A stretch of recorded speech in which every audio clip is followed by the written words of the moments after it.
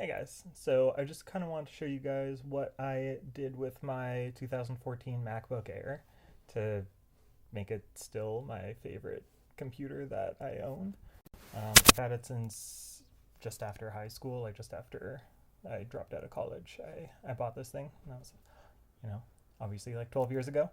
But like 2 years ago, I put Linux on it because I'd like tried changing the volume and the whole thing would like shudder for like 5 seconds and I couldn't do anything.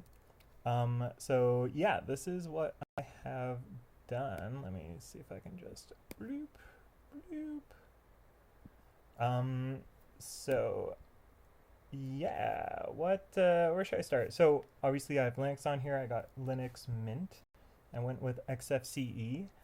As you can see, I have Brave here. Brave is the browser I found to be the most performant. I think a lot of people will tell you it's Firefox, but I did a few tests with the Intel GPU top after I installed like the video drivers and everything like that, and Brave I found to be the best. But you have to do a couple of things with it. So you have to get two plugins. These are the ones I have. They're Enhanced H.264ify, which I just block all 60 FPS video. Oh, this is probably off the screen, or my head is covering it. Block any 60 FPS video, and then VP8, VP9, AV1. This is because YouTube didn't encode their videos in VP8, VP9, or AV1 back when this thing existed, or when this thing was made, this MacBook. This MacBook came out when they only did H.264, and so it has the hardware acceleration, like the hardware decoding acceleration stuff on the Intel chip for H.264, but not all these other codecs which they started using, which like, yeah, if you're having to do software decoding for all your YouTube videos, your CPU is going to be at like 60, 70, 80% just watching a 720p video. But with this plugin that blocks all of those codecs and serves you only the H.264 one, then your computer is happy and it just like decodes the video codec just like it did back in 2014, which is great. Now the second plugin that I'd say is fairly essential, especially if you're like me and you like opening a bunch of YouTube tabs. You can see I got a bunch of these open. Is the Marvelous Suspender. So what this does is, if you can see all these tabs, they're kind of grayed out a bit. So I opened all these YouTube videos. You go here, and the Marvelous Suspender has suspended that tab, and so there's no memory usage right now. Like Chrome and Chromium-based browsers are usually so hungry for memory, which Brave is one of those. Brave is a Chromium-based browser. And yeah, if I go to my task manager here, you can see my memory usage. I got all these tasks open. I'm recording video, and I'm using less than 2 gigabytes of memory, which I think is kind of sick. And yeah, you can see if I can scroll over this tab, it says my memory usage is 8.5 megabytes compared to if I didn't have the Marvelous Suspender and I just had this normal video. I shamefully chose a StarCraft 2 video. My guilty pleasure. But yeah, now this is at 330 megabytes, which is, a lot more. Even just this one tab probably put us over 2 gigabytes. So yeah, the Marvelous Suspender is great. It automatically suspends your tabs if you haven't touched them for more than 10 minutes, and you just don't have to think about it. I'm just going to suspend that tab right now, show you what it looks like.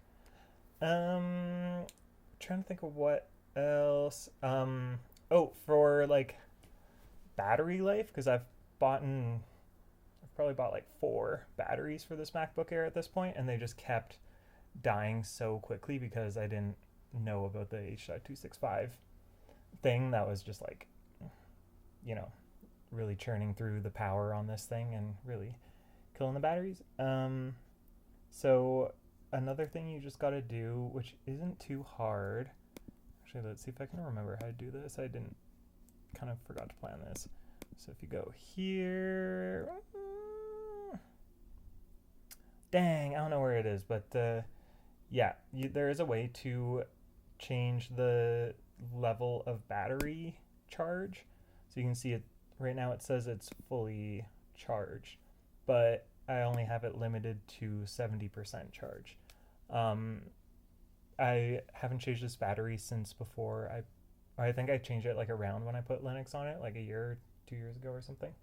And it still is totally fine. 70% is enough that I can like unplug it, take this on the go with me and do writing and text stuff and just like have a nice big work session in a cafe, and I'll still have like 20-30% left on my battery when I get home.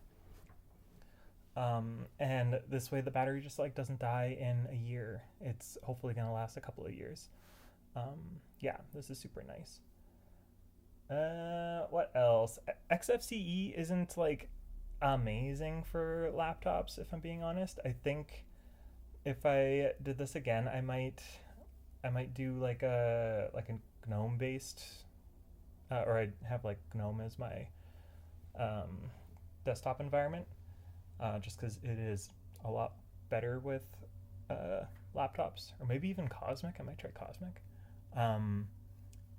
The thing is, like I did just for fun, I tried Fedora on this computer for a tiny bit with like an external hard drive, and it used significantly more memory, but that was also before I found out about the Marvelous Suspender, which like saves so much of my memory. Oh no, stop. Artosis, no.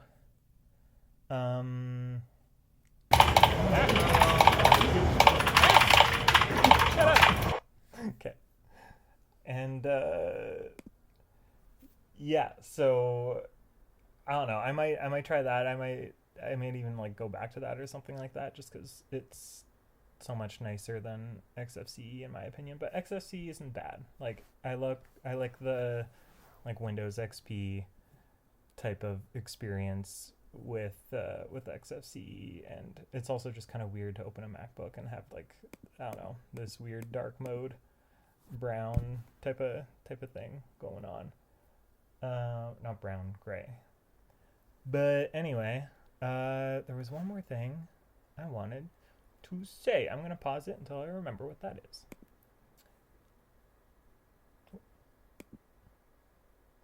Okay, we're going in. It was the webcam. I was having trouble with the webcam, and I think a lot of people were. There is a guy you can find. I think you just like have to do GitHub, Apple, FaceTime, camera. I think it was actually like down there. I kind of missed it.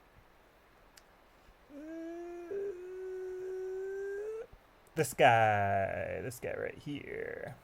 So you'll find the drivers here. It's not too hard. My computer's having a bit of a time because it doesn't like recording with OBS and doing all this at the same time. Yeah, 24%. That's gonna be a lot for this guy. But anyway, you go here, you just download the files, you make them, install them or whatever, and it's all good. And yeah, I don't know, just like one more thing I want to show for the sake of like just like how nice this, like, what am I trying to say, how nice it is to like I was running my Apple software during Mac OS on here, and it like I hadn't had an update in like 5 years or something like that, and I was like, I should really do something about this and then I installed Linux, and that's great. But here you can look at the Linux kernels, and I just went up to the next like LTS Oh man, it's really having a hard time with that. I'm just gonna close that down. Sorry, usually it's not quite this slow. It's like really kind of chugging. Just gonna pause until, oh, there it is. So I just went up to kernel 6.8.0-90 and supported until April 2029. How crazy is that? How cool is that?